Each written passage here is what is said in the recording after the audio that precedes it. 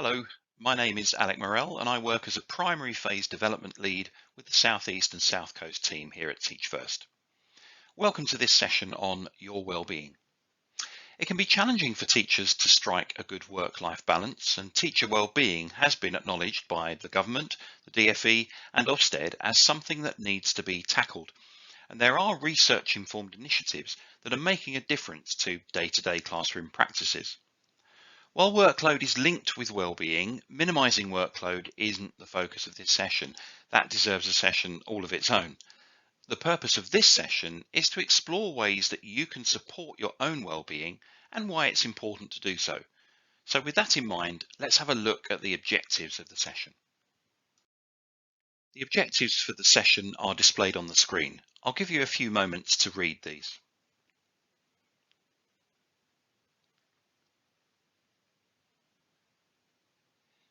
And on the next slide, you will see how well-being is linked within the ECF statements.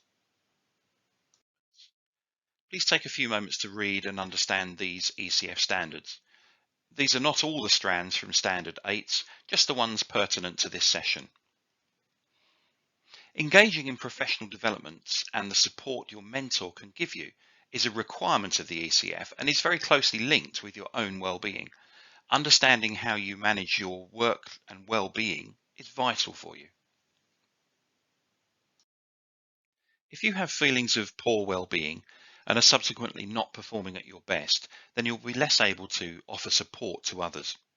The analogy of applying your own oxygen mask first is a well-known one, but it perfectly encapsulates why it's important to pay attention to your own well-being first and consider what the consequences might be for the pupils you teach if you don't.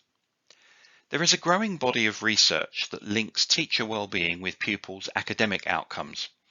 Take a few moments to read this quote from just one of the papers linking teacher well-being and pupil outcomes.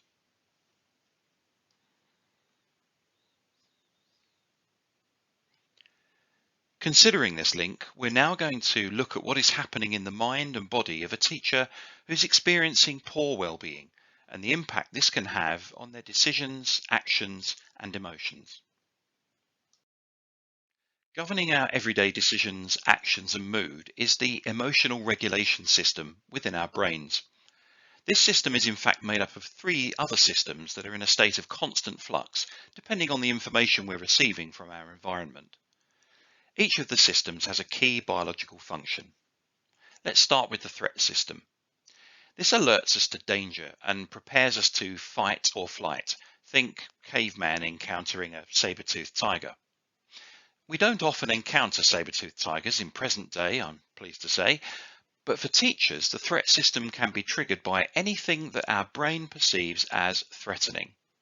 For example, behavioural incidents or observations or tense interactions with colleagues, unexpected meetings, those sorts of things. This system causes the release of adrenaline, which activates our physiological fight or flight response. This can be felt by increased heart rate, breathing, nausea, sweating, and hyperalertness. If the brain consistently perceives threats within the environment, this system can mean that a person experiences a maintained state of hyperalertness or anxiety and experiences poorer cognitive functions. The threat system is very energy demanding. It impairs our cognitive abilities, and it's not a pleasant state to be in for a sustained period of time. Next, we move to the drive system. The biological purpose of drive is to motivate us to pursue things that increase our chances of survival. Think again of that caveman, this time hunting a mammoth. In modern times, we can think of it as driving us to the pursuit of success or productivity, for example, effective lesson planning, resource design, CPD, relationship building, those sorts of things. It's easy for teachers to slip into overdrive. Work longer hours, sacrificing sleep, taking on more than they can comfortably handle, those sorts of things. The drive system gives dopamine a release, which is the pleasure hormone, and that's why we feel happy when we experience success. But it can be addictive and it can lead to overdrive. The drive system is also very energy demanding. Lastly, recovery. Now, recovery is where we recuperate energy expended during the threat and drive states.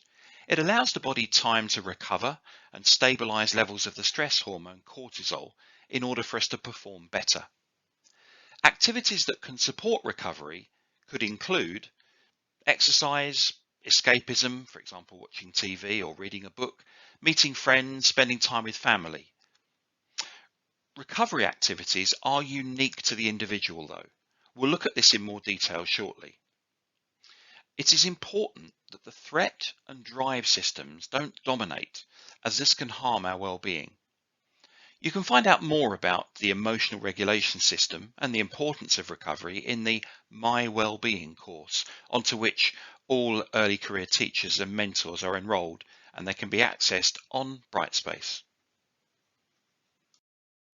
We're now going to look at a series of scenarios that feature Alina, who's a teacher in her second year of teaching. Please pause the recording briefly to read Alina's scenario and consider the question. If we take the different pie charts in turn, we can see which states are represented. A is productive, balanced and sustainable with minimal threat. B is unproductive, unsustainable, rather unpleasant and with a large amount of threat and very little recovery. C is unproductive.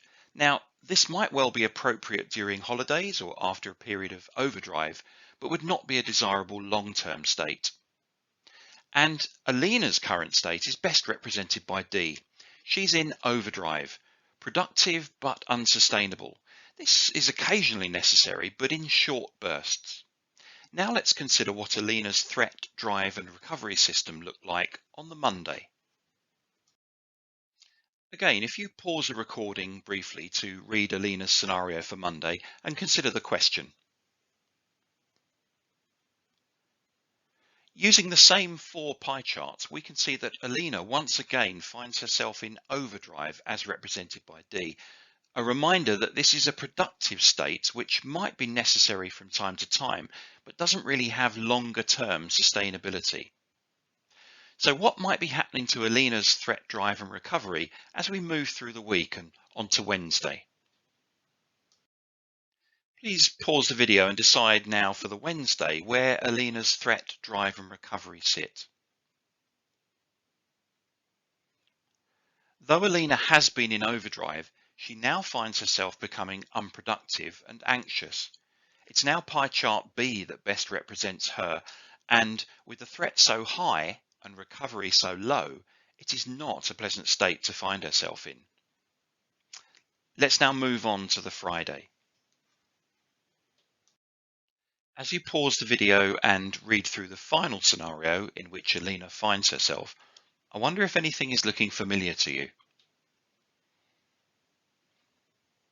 Alina is once again in that unpleasant state where the threat is high and recovery low, as represented by pie chart B.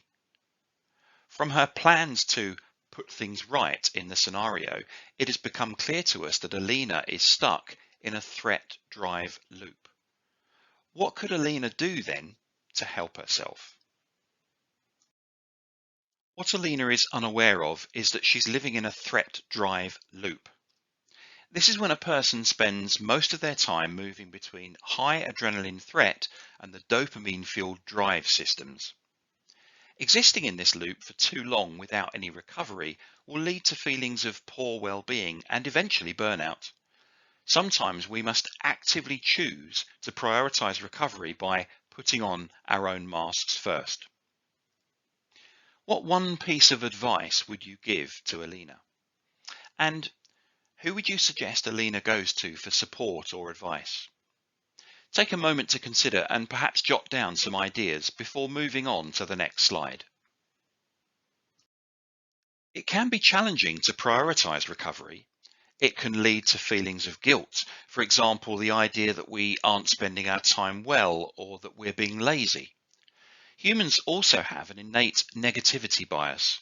We are more likely to focus on bad feelings, e.g. that guilt. It's important to take time to reflect on what recovery looks like for us and how it can be built into our daily routine. We need to be mindful too of recovery habits that will not support well-being. For example, overeating, drinking too much, spending beyond our means, or over-exercising. We're now going to watch a short video, and as we do so, please make a note of the suggestions raised. Hopefully you'll be able to add to these with strategies that work for you, because that's important. Get outside. Make the most of what daylight there is, even if it's just for a lunchtime stroll. Secondly, find a form of exercise that you actually enjoy and set some time aside each day or each week to do it.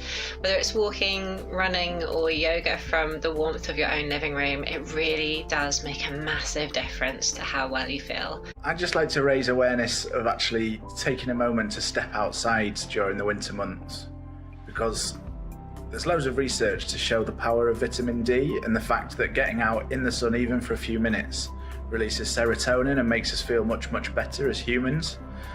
When I was doing the programme and actually beyond when I was teaching, so there was days where I'd arrive at school before sunrise and then not leave the classroom until after the sun had set. So for those days I hadn't managed to get outside at all.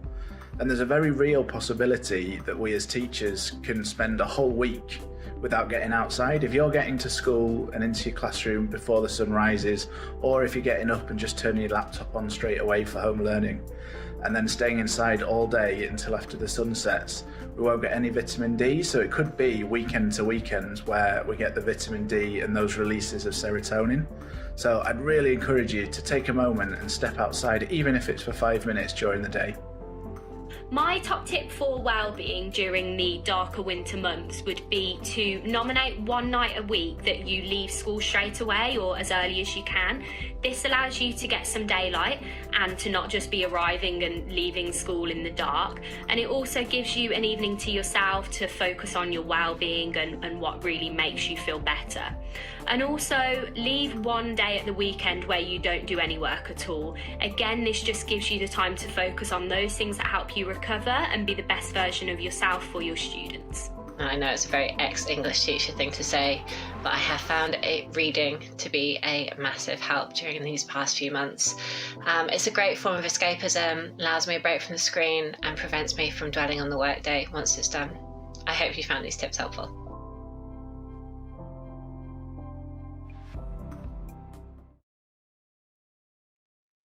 In this session, I hope you'll agree that we've touched upon some important realities to consider as a teacher.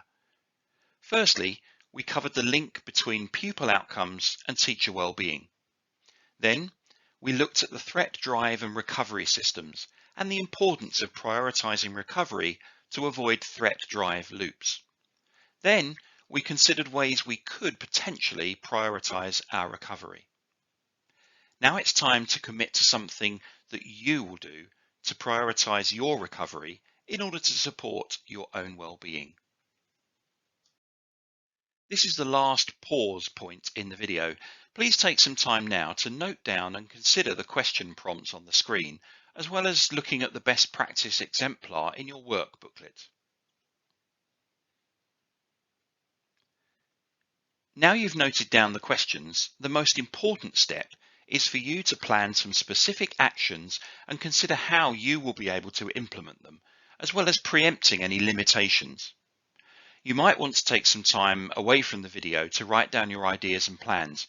These could also be something you'd like to share with your mentor when you next meet.